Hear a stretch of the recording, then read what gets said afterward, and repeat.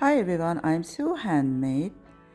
I'm with you with another tutorial. I've made this bracelet with satin cord, 2 millimeters in diameter.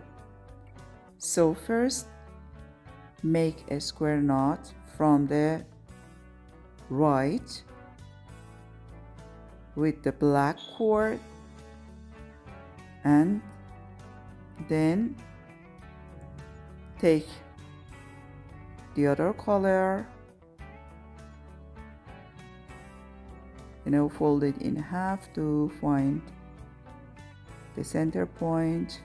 Okay, so like the tutorial, now make a square knot from the left. This is how we start the bracelet.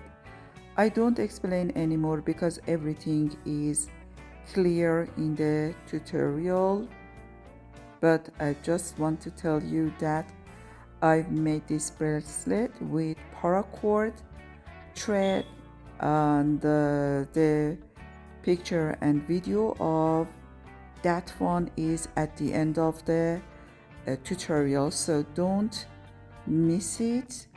So happy to have you in my channel. If you are my subscriber, please like the tutorial, and if you're not the subscriber, please subscribe to my channel. Support me with your likes and comments. Love you all.